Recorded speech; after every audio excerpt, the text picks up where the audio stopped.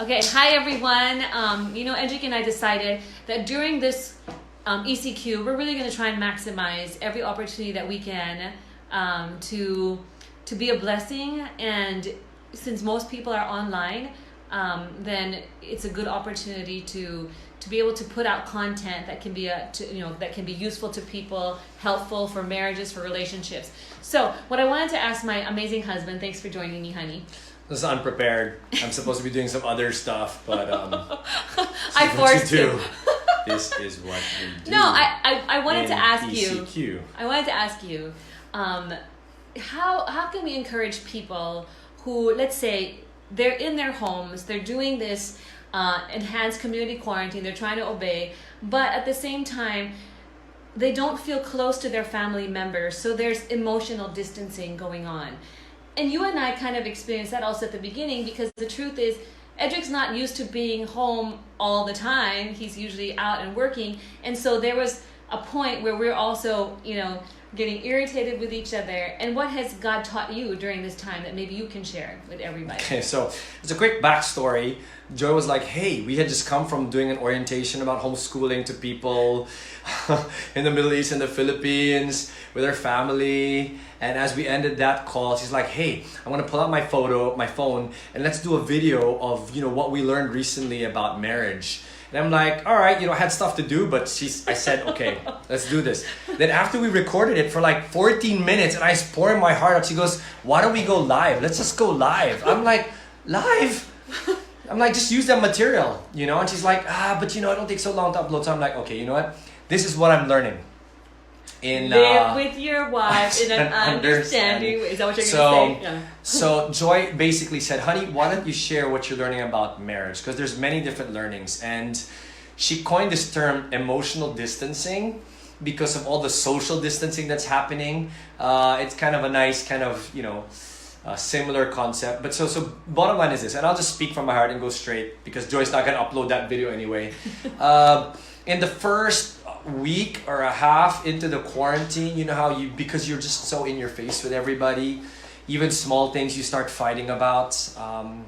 And I was reluctant to share this at first, Joy and I, because people are going through such major challenges and issues right now through this quarantine. We have some dear friends who've lost their dad. My uncle passed away through this season, and it's you're dealing with all this. So honestly, when it first happened, I thought it was very trivial. We were experiencing friction because we kept seeing each other, and there would be a lot of moments where I'd get a little snappy or irritated, maybe because of the pressure. I'm asking myself, so how do we move forward to this crisis?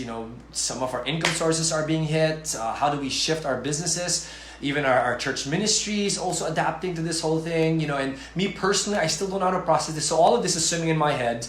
And then there will be moments where Joe will react or say something. And I feel like, as a man, I'm getting disrespected, either privately or with the kids, because we're all there and they're looking at us. And a part of me says, you know what, bastos to. I'm thinking to myself, this is not right. So I feel like the instinct is I want to put her in her place and say, you know what, no, you need to respect me. And so I will react and say something I'm not supposed to say, and the kids are watching, and there will be times when my older kids, who are very opinionated, will also say something at the table, and because of all this thing that's happening inside me, I will also react and say, wait, I'm your father here. And so we had a number of these moments. Not a lot. Just a number in the week or a half so into the community quarantine, as it even got enhanced. And so the main learning I had in the area of marriage had a lot to do with that, because we had this habit of going on our balcony, and every day as much as possible we talk, we pray, we talk about life, especially because the quarantine forces you to just be with each other. And so in this balcony moment, in that week or a half in, she's there, I'm there, and we're talking, and she goes, so, the way you've been acting with the kids and with me, and your activeness, your irritation. And I'm thinking in my head, oh no, here we go, we're not going to have this conversation again. Seriously, there's so much more that is happening in this world. What can we do to help? And this is so, for me, I'm thinking this is so trivial. And as a backstory, we've been married for about 19 years now. And it is something that has been there all throughout. It is something, Let me explain. Okay, let me explain. Because Edric, honestly, he's an amazing husband. For me, he's my knight in shining armor. I would marry him all over again. No, I seriously mean that. Especially now that you shaved your mustache and your little goatee that you had going on there. Anyway. No, but what I wanted to say was, I grew up in a home where my father, when it comes to his emotions, he's just like this. Excited, happy, sad. It's just he doesn't veer very far away from just being real steady.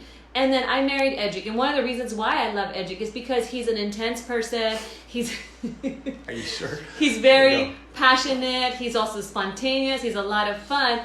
But the thing is, in marriage, of course, when we see each other's flaws, and he would see my flaws and maybe be disappointed with certain things, and he would react to that, then my problem is I would also react to him. And so he had a higher tendency than, say, maybe my father to get irritated about if the food wasn't presented a certain way. And just comparing it just makes it so much worse, right? You never do that in parents. Well, my father is, or my mom is. So I just said you're so amazing. I just said you're so amazing. My point being, I tried to actually compliment you here. Maybe we should have uploaded our keep going. pre-recorded one. Go. So basically, what I was trying to say was that I also would react maybe in a sensitive way because I just wasn't used to it. Okay. However, you can. So that's the background, right? She came from that environment, and so my background is, you just call it out. If you messed up, just say it, you're good, right? So I thought that's kind of how it was. I'd have this, except my tone, right? Because maybe I'm intense. Sample. Hey, why are you guys doing this? I don't understand. Or why are you saying that to me? Am I not your father? Yeah, like that. Sample lang. I'm sure it might be very differently perceived when you're actually seeing my kids. And then I would say, why's your tone like that? And Joy's face, my wife's face would be like this. No. Yes, she's looking at me like that already. So anyway, let me go to my point so we don't overshare here too much. We're already oversharing. Okay. So I thought that I'd improved, and Joyce said, and was very honest, had I improved through the years? Yes, from of being course, reactive, of course. from being sensitive, also to disrespect, because that's a big thing for me. When I grew up, I'm the eldest son. So anyway, I thought I'd improved all these years, and so here we are, quarantine, balcony. And she goes, so, you're the way you acted earlier. And I'm thinking, this is seriously a waste of time. We should not be talking about these things. There are bigger things we can talk and pray about. But she brings it up anyway. And my tendency, and I'm going to be honest here, is when we have these conversations about the way I react to my kids or the way I react to her, my initial tendency is to defend myself away and explain myself away. And I'll even make it even sound spiritual and say, well, you know what, by God's grace, I've improved all these years and you've affirmed it. So I don't really like talking about it. I like to sweep it under the rug and shrug it off and say, I'll change, I'll improve. If that's what it takes, let's focus on the resolution and just resolve this and not over talk about this because it's uncomfortable for me when Joy extracts all of it and she starts explaining how she feels and how she feels like it damages her. And this is where it started to get serious. She started saying things like, you don't understand how even if there's so many other things we deal with and talk about, all these moments through the years of our marriage have actually deeply wounded me and have hurt me. And I think have created wounds in our children's hearts. And when your wife drops a big word like that, I was like, I really wasn't prepared to talk about it. And I was tempted to just explain myself away again and say, you know what, let's just be honest here. I've improved so much. I'll just improve again. I'm sorry, will you forgive me? I wanted to just do the same thing I would do every single time we would have that conversation. And just to, you've always been sincere when you apologize. It's not like you were ever not sincere. And you always do change. It's just that I was explaining at that time why perhaps you were asking, how come you react to me in a certain way? I said, I think it's because honestly, maybe all these years, I really have been deeply wounded by the irritation and the tone. And so that's when you really humbled yourself, actually. Right. So, and in my mind, I also think, well, what about you? You know, I mean, you triggered these moments. You actually blatantly disrespected me in front of the kids. And one of my kids even went up to her and me and said, I don't like it when you talk to dad that way because it seems like we can be that way to him. I was like, whoa, boom. So that's what I'm thinking, right? I'm thinking. See, I said he's so intense. So I'm thinking, oh, this is about me right now. But what? So here's why I'm sharing this. God spoke to my heart and he said, Edric, you've generally explained yourself away in these last 19 years to your wife. Have you actually been honest in saying, I have a problem, I have a pride issue, I don't like being disrespected in this way? And until you're able to confront that and actually ask for forgiveness for the wounds you have caused your wife and your children, until you've been able to really bring that to light, then there's not going to be any healing. There's not going to be any progress, if you will, in what you're trying to achieve with your wife. So I'm hearing this, I'm looking at my wife, she's getting teary-eyed already, and I'm trying to kind of silence that voice and say, well, what about her? So I just responded, I said, okay, God. So I honestly, I started to quiet myself and I said, you know what, honey, you're right. I'm sorry. I said, I have wounded you, and I don't think I've ever actually asked for forgiveness for wounding you all these years and for what I've done in the kids' lives. And I started to cry, I started to break down and all of my masculinity, if you will. And I was just I was trying to keep it together. But as I was crying, part of me was, and I was honest in saying, I guess part of the reason why I'm also saddened is I can't do anything about the past. I can't take that back and undo the moments where I saw in my kids' eyes that I had wounded them with the things I said. I guess I'm getting worked up about it now, but that was the moment where I learned this thing we're about to share, right? Which has everything to do with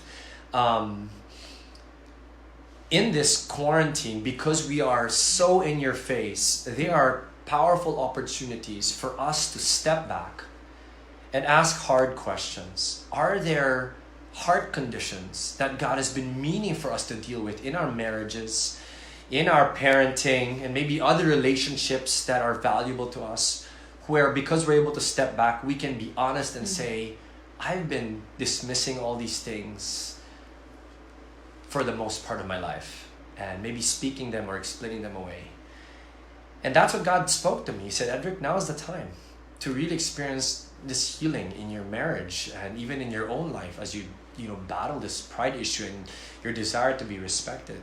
So as I did that, I looked at my wife, I said, will you forgive me, honey? I am sorry for all that. And God has spoken to me.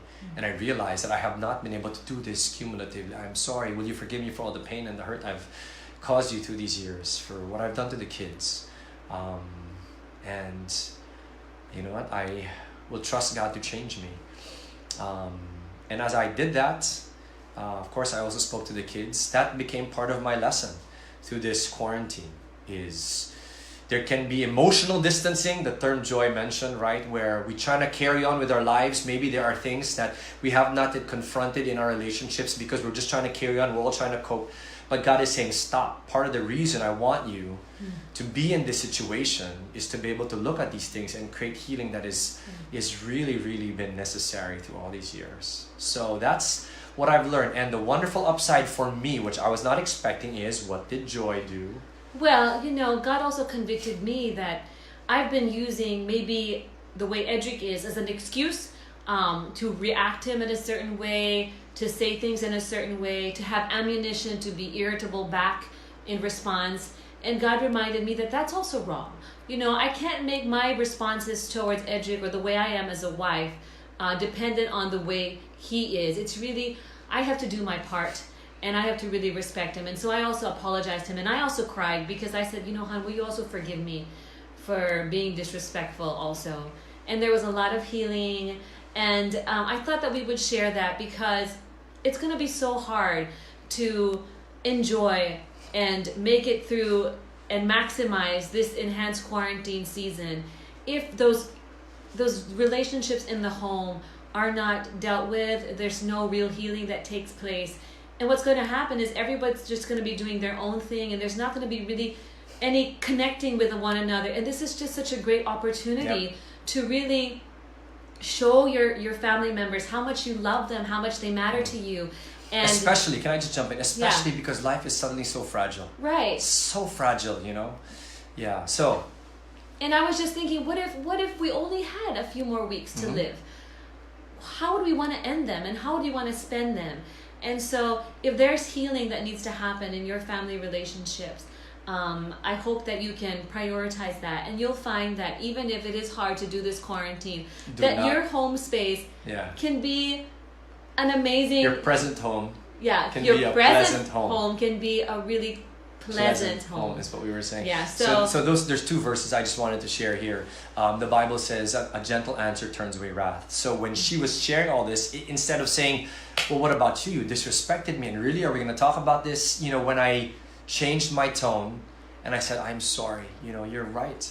You should have seen my wife's face. It's like she was seeing a ghost. She was like what? Really? It's like, what is this response? And then it softened her heart. And you know what? This is part of what I love about this dynamic. Maybe some of you are thinking, well, I'm not going to go to that person because they hurt me. They offended me. The beauty of being able to do this is as you humble yourself, God says, I will be the one to lift you up, right? He's the one that gave me that wonderful bonus of melting my wife's heart. And in my brain, I was thinking, well, she disrespected me too. You know what? As she shared, she now said, honey, will you forgive me? And she, with all her heart, she meant it. So that was powerful. The second Bible verse, do not let the sun go down on your anger. There will be other things that might come up as you guys are cooped up and you know you're dealing with each other in your face. As much as possible, resolve any conflict that you experience the same day. And if you can't because you're tired, you're exhausted about talking about it, agree to park it and then resume and resolve it the next day. And as you resolve it, my humble suggestion is don't focus on who's right, who's wrong, who was hurt, who's not hurt. Focus on the resolution. In my case, the resolution was Edric. I needed to come to terms with this. Needs to be resolved once and for all. You have a pride problem that is causing you to react to these things, and you've never actually fully apologized. So does that make sense? So those, I think those would be two very powerful verses that you can work with. And, right? Gentle answer and do not let the sun go down. Yeah. And I just wanted to add something as we close, is, you know, we have this habit every night of saying, I love you before we go to bed. What? I'm skeptical, right? Go. You even started it. Yeah. Okay, go. And I think that it's just, no matter what goes on in your day, in your life, if you could just end your day with assuring your spouse that, hey, I love you, you know, I love you no matter what. And even if it wasn't a perfect day, somehow you both go to bed just having that peace in your heart that everything's going to be okay. And I really appreciated that in Edric, because usually he's really the one, before we sleep, he's like, babe, I love you. And so just that little habit, I think, has made a big difference in our marriage. So anyway, I hope you guys put on the spot here. We hope it's helpful. Got stuff to do now. I gotta go. Yeah, we will do this again. But if you guys want us to talk about any other topics, since we have extended time during this quarantine, Lord willing, we can do this again. But thanks for being there, guys, and take care, everyone, and be safe and enjoy your families. God bless you all. Be careful of emotional distance. Yes, and avoid emotional distancing.